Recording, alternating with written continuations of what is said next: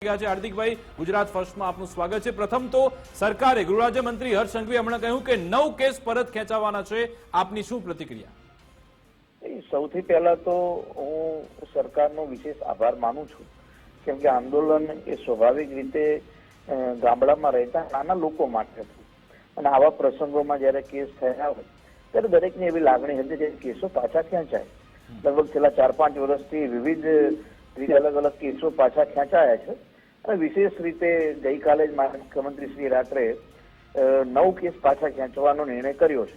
આજે માનનીય ગૃહમંત્રી હર્ષભાઈએ એની વિધિવત જાહેરાત પણ કરી, એટલે વિશેષ રીતે હું સરકારનો પણ આભાર માનું છું ને આના કારણે લગભગ 9 કેસમાં 6-7 હજાર લોકો, કેમ કે ઘણા કેસમાં ટોળાનો પણ ઉલ્લેખ હતો, તો ઘણા લોકોને આના કારણે રાહત થશે। એટલે પુનઃ રીતે સરકારનો પણ આભાર। અને આંદોલનના કારણે તમે હું જાણીએ છીએ કે 10% EWS સમગ્ર દેશમાં લાગુ થઈ, ગુજરાતમાં બિન અનામત આયોગ અને નિગમ બન્યું, 1000 કરોડ યુવા સ્વાવલંબન યોજના બની, તો આંદોલન હિત માટે હતું અને એ હિતના આંદોલનમાં કોઈ યુવાન હેરાન પરેશાન ન થાય એનો વિશેષ ભલે થોડો મોડેથી નિર્ણય કરાયો, પણ આ નિર્ણયને અમે આવકારીએ છીએ। હાર્દિકભાઈ, હમણાં વરિષ્ઠ વકીલ બાબુભાઈ માંગુકિયા જોડાયા હતા અને એમણે તમારું નામ લઈને કહ્યું કે મારે હાર્દિક પટેલને એ પૂછવું છે કે આ બધા કેસ તો સરકાર પરત ખેંચે છે, પણ બીજા ઘણા બધા એવા કેસીસ છે જેમાં નાનો માણસ હેરાન થઈ રહ્યો છે આ જ આંદોલનના અંતર્ગત, તો એ બધા કેસીસ પાછા ક્યારે ખેંચાશે? શું હાર્દિકભાઈ કોઈ જવાબ આપી શકે? વડીલ, કદાચ તમને નહીં ખ્યાલ હોય કે આજે 9 કેસ પાછા ખેંચાયા ને, એમાં મારી ઉપરના 3 જ કેસો છે, હજુ પણ મારી ઉપર 5 કેસો હયાત છે।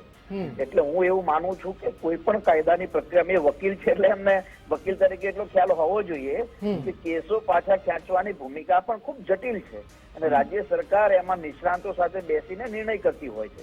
મને ભૂપેન્દ્રભાઈની સરકાર અને મને હર્ષભાઈએ સાથે મળીને સારા વકીલોના અને સારા પૂર્વ જજોની સાથે વાર્તાલાપ કરીને જટિલ પ્રશ્નોનું નિરાકરણ લાવી છે। આવનારા દિવસમાં પણ કોઈ બાકી હશે જે અમારા ધ્યાને છે, બધી જ બાબતની યોગ્ય રજૂઆત કરીને નિર્ણય કરીશું। આજે લલિત કગથરા, તમારા એક સમયના સાથી, તમારા મિત્ર, એમણે કહ્યું છે કે જ્યારે તમે સરકારની સામે હતા ત્યારે રાષ્ટ્રદ્રોહી હતા, હવે સરકારમાં આવી ગયા છો એટલે તમે રાષ્ટ્રભક્ત થઈ ગયા છો।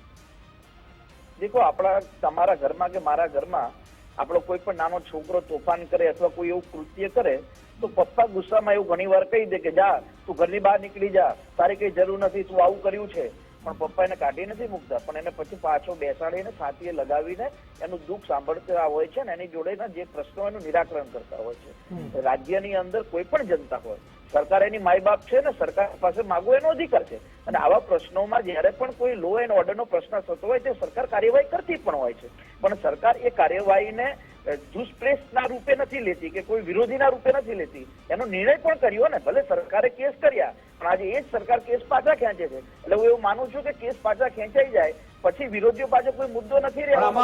હાર્દિકભાઈ, તમને તો 2022માં જ રાહત મળી ગઈ હતી જ્યારે સુપ્રીમ કોર્ટે એ 124A પર તેમણે પ્રતિબંધ લગાવ્યો ત્યારે તમને રાહત મળી ગઈ હતી, પરંતુ હજુ પણ તમારી સામે કયા કેસ હવે બાકી છે? તમે જે 5 કેસની વાત કરો, 3 કેસ કયા બાકી છે?